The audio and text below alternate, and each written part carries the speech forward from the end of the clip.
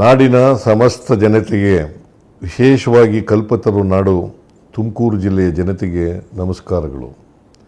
ರಾಜ್ಯದಲ್ಲಿ ಕಾಂಗ್ರೆಸ್ ನೇತೃತ್ವದ ಸರ್ಕಾರ ಅಧಿಕಾರಕ್ಕೆ ಬಂದು ಮೇ 20ಕ್ಕೆ 3 ವರ್ಷಗಳು ತುಂಬುತ್ತವೆ. ಈ ನೆನಪಿಗಾಗಿ ರಾಜ್ಯ ಸರ್ಕಾರ ಕಳೆದ 3 ವರ್ಷಗಳಲ್ಲಿ ರಾಜ್ಯದಲ್ಲಿ ಆಗಿರುವ ಅಭಿವೃದ್ಧಿ ಕೆಲಸಗಳನ್ನು ಜನತೆಗೆ ಸಮರ್ಪಣೆ ಮಾಡುವ ವಿಶೇಷ ಕಾರ್ಯಕ್ರಮವನ್ನು ತುಮಕೂರಿನಲ್ಲಿ ಮೇ 19ರಂದು ಹಮ್ಮಿಕೊಂಡಿರುವುದು ಅತ್ಯಂತ ಸಂತೋಷದ ವಿಷಯ.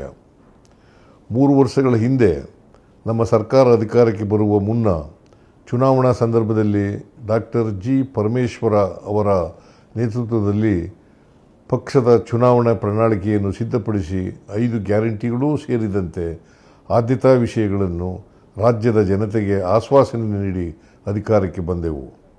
1 ವರ್ಷದ ಒಳಗೆ ಎಲ್ಲ 5 ಗ್ಯಾರಂಟಿಗಳನ್ನು ಸಮರ್ಪಕವಾಗಿ ಅನುಷ್ಠಾನಗೊಳಿಸಿದೆವು. ಗ್ಯಾರಂಟಿಗಳಿಂದ ಅಭಿವೃದ್ಧಿ ಕುಂಠಿತವಾಗುತ್ತದೆ ಎಂಬ ಆರೋಪವನ್ನು ಸುಳ್ಳು ಮಾಡಿ ರಾಜ್ಯವನ್ನು ಸರ್ವಾಂಗೀಣ ಅಭಿವೃದ್ಧಿಯ ಪಥದತ್ತ ಕೊಂಡೊಯ್ಯಲಾಗಿದೆ. ಈ ಮೂಲಕ ನಾವು ನುಡಿದಂತೆ ನಡೆದಿದ್ದೇವೆ. ನಮ್ಮ ಸರ್ಕಾರ ಕೊಟ್ಟ ಮಾತನ್ನು ಉಳಿಸಿಕೊಂಡಿದೆ. ಇದನ್ನು ರಾಜ್ಯದ ಜನತೆಗೆ ಉತ್ತರದಾಯಿತ್ವವಾಗಿ ರಾಜ್ಯ ಸರ್ಕಾರವು ತನ್ನ ಸೇವೆಯ ಸಮರ್ಪಣೆ ಮಾಡುವ ಕಾರ್ಯಕ್ರಮವನ್ನು ಮೇ 19ರಂದು ಕಲ್ಪತರು ನಾಡು ಶೈಕ್ಷಣಿಕ ನಗರಿ ತುಮಕೂರು ನಗರದಲ್ಲಿ 3 ವರ್ಷಗಳ ಸಾಧನೆಯ ಸಾರ್ಥಕ ಸೇವೆಗಳ ಸಮರ್ಪಣೆ ಕಾರ್ಯಕ್ರಮವನ್ನು ಆಯೋಜಿಸಲಾಗಿದೆ.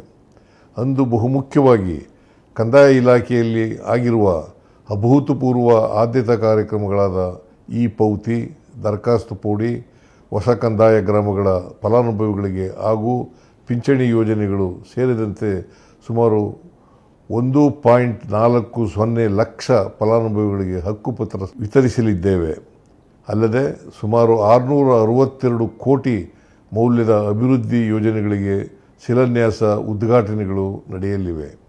ಈ ಕಾರ್ಯಕ್ರಮದಲ್ಲಿ ನಾನು, ಉಪಮುಖ್ಯಮಂತ್ರಿ ಡಿ.ಕೆ. ಶಿವಕುಮಾರ್ ಮತ್ತು ಸಚಿವ ಸಂಪುಟದ ಎಲ್ಲ ಸಚಿವರು, ವಿರೋಧ ಪಕ್ಷದ ನಾಯಕರು, ಎಲ್ಲ ಶಾಸಕರು, ಸಂಸದರು, ಮುಖಂಡರು ಭಾಗವಹಿಸಲಿದ್ದಾರೆ.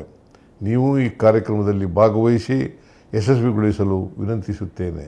ಜೈ ಹಿಂದ್, ಜೈ ಕರ್ನಾಟಕ.